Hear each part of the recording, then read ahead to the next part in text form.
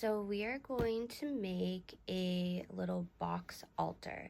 This is for people who are either super private or maybe you aren't allowed to practice your spirituality out in the open where you live, or some reason why you would prefer to just keep it kind of hidden and just a little space for you.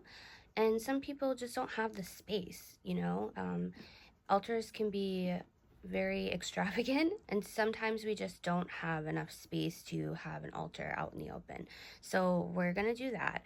Obviously, this little shoebox that I have here, you could dress it up, make it cute, put your own little designs on it and stuff. This is a pretty big box. I think there was boots in here, but I really love that because now we don't have to sacrifice having our items because of space. So yes, little trinket boxes and stuff like that are cute if that's what you want, but if it were me, I would prefer to have a box where I can keep everything that I need in one place. So let's get started. Okay, so we're gonna open up the shoebox, and again, if you want to go all out and you could decorate, you could put sigils, you could get some cute paper, whatever you want, and make it your own. But this is just a demonstration, so I did not go out of my way to make this pretty. All right, so the first thing that I feel would be necessary is a altar cloth. I don't actually have an altar cloth, so I do have this divination little cloth, but it will do the job. So putting that in here,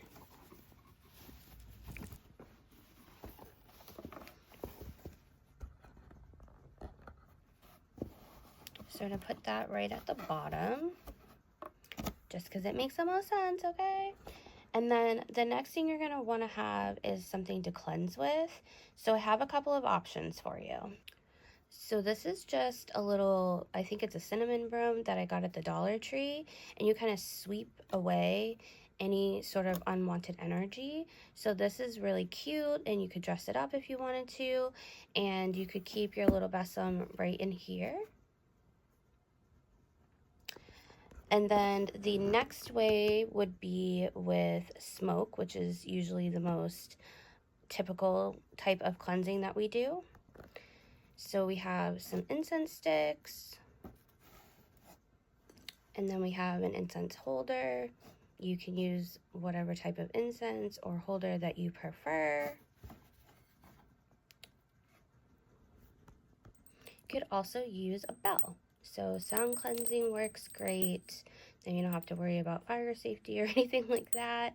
And just a cute little bell will do ya. And it fits in there nicely.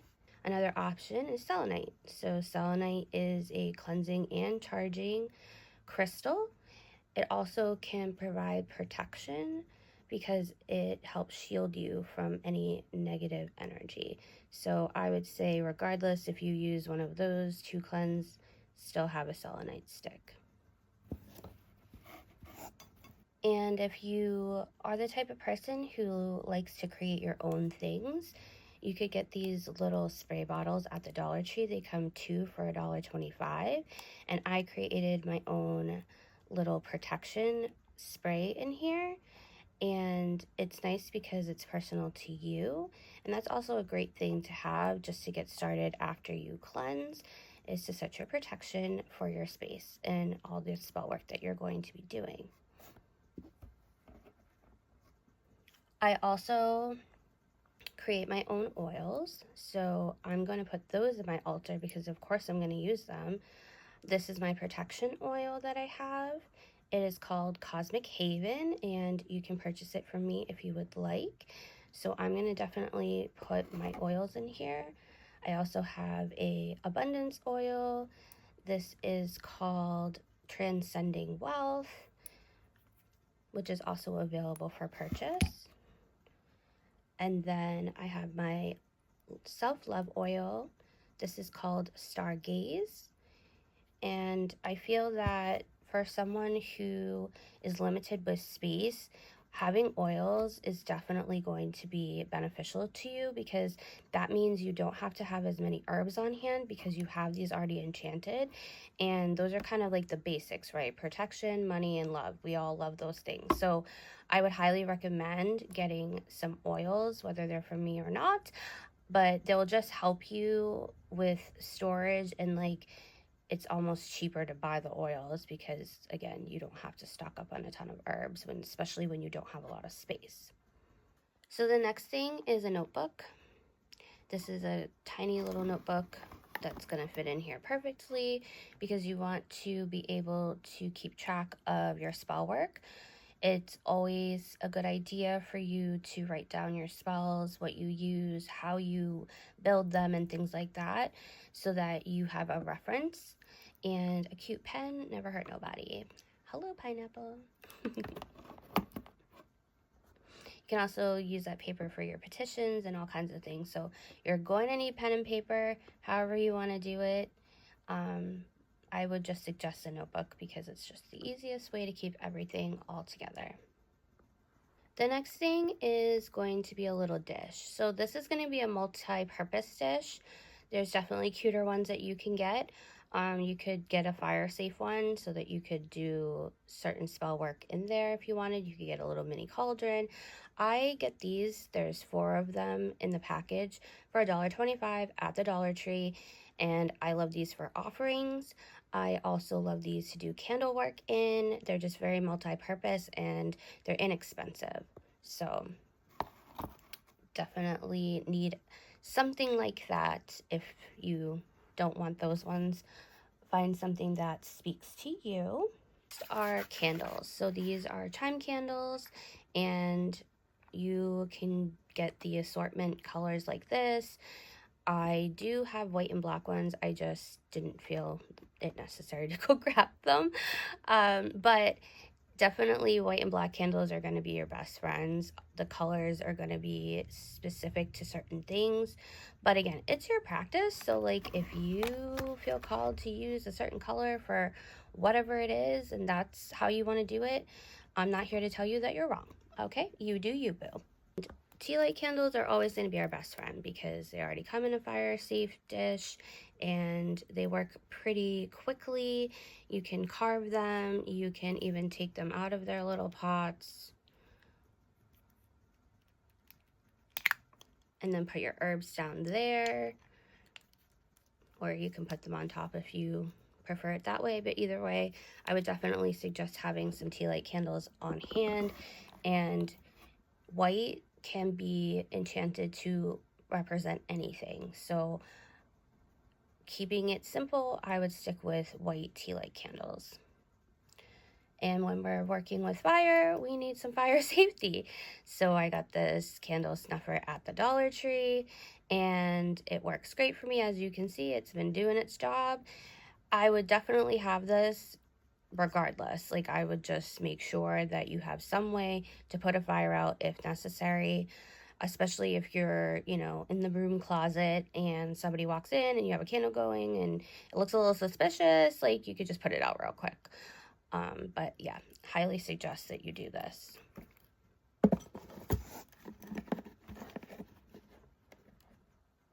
Spell jars.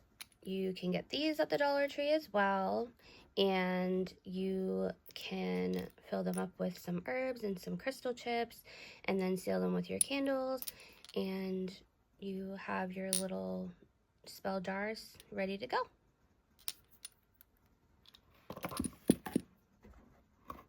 So with an altar, you're going to want to represent all of the elements, and you could use moon water. You do have this protection little spray bottle that does have water in it, but I like to have a different representation of water that I can actually use in my spells.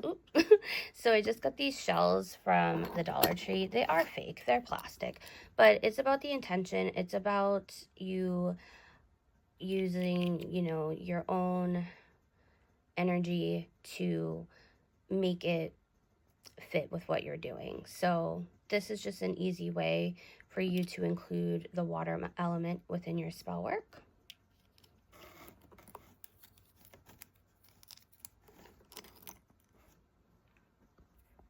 If I'm gonna do jar spells, I'm gonna use a funnel because it makes my life easy and I don't waste my materials. So you can also get a 3-pack of those in different sizes at the Dollar Tree. Check the craft section. It's going to be like your best friend. This is there, this is there, this is there, those are there. Okay? I'd also add in a carving tool. So this is in the craft section at the Dollar Tree. You get 2 of them, and it just makes it super easy for you to carve into your candles any like sigils or names or whatever it is that you're doing. And it has a little cap so that you don't hurt yourself, and they're just super simple and very beneficial to have. The next thing is some little scissors, and I would say that having these will come into handy a lot more than you think that they might, especially if you want to use twine. So I would have this on hand because depending on what kind of workings you're doing, you may need it. So just have all the things. We're also going to need a lighter or matches so that we can light our candles. So let's start with the herbs. These are cloves. Cloves are good for protection, they're good for banishing, they're good for domination. They're just a great herb to have, and you can use them for a lot of different things. So I would recommend having cloves on hand. The next is going to be salt. You can use whatever kind of salt you feel called to. This happens to be sea salt, but you're definitely going to need this. It's good for cleansing, it's good for grounding, it's good for protection. Then rosemary is so versatile that you probably could use this for a lot of things instead of having multiple different herbs.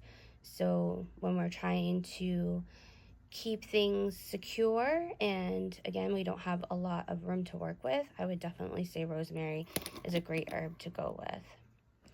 And then I also chose lavender because if we're doing more like love magic or healing magic, something that calls for more like calming type of energy, lavender is definitely a go-to.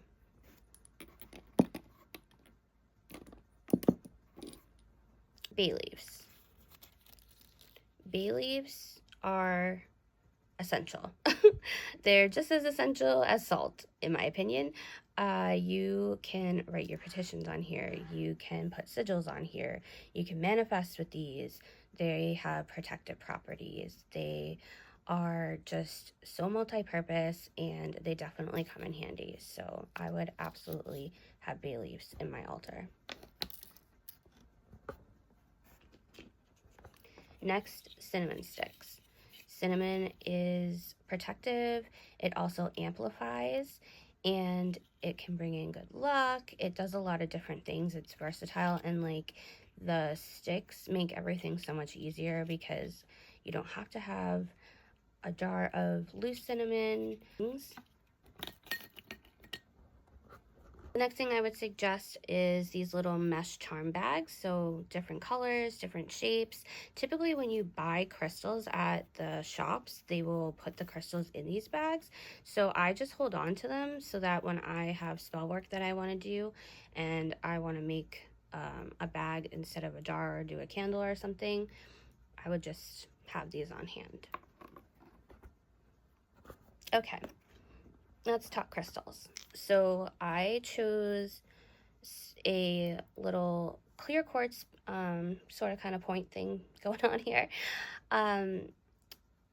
Clear quartz can pretty much help you with any type of working, and it's also an amplifying crystal, and you probably will find that clear quartz will come up a lot when you are doing your spiritual workings, and it's just a good crystal to have because it's kind of like that universal crystal, you know. Then I also chose black obsidian. I don't have a big chunk of tourmaline, black tourmaline, but either or, black tourmaline, black obsidian, either way, they have very similar properties, and this is good to ward off any negative energy. This is a great protective stone, and I feel like the two of these together are kind of like the king and queen here of the crystals as far as keeping it simple. So I would recommend to have those, or at least crystals that do represent the same properties. So just to backtrack a little bit, when we're talking about an altar, we typically want to include all of the elements of the earth. So we have our seashells for water, we have our bell for air, we have our crystals and our herbs for earth, and we have our candles for fire. And the fifth element is spirit. So we're going to have some divination tools in our altar here for our connection with spirit. I would recommend having a pendulum. These are great for yes or no questions. You also have the altar cloth that has the yes, no, maybe, and all that stuff already on there because it's technically a divination cloth. But this is just a fake gem on a string. It's not like your typical pendulum, but it works. She works. So we're going to have her go in there too.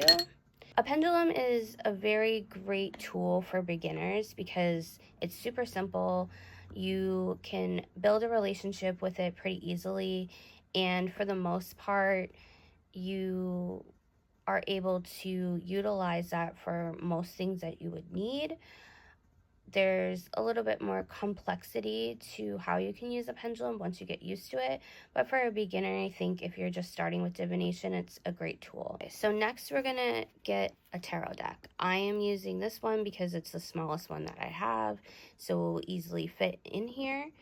And whether you are already reading tarot or you are just learning, I would grab a deck that speaks to you. Maybe you get the Rider-Waite, whatever it is that, you know, you feel called to do.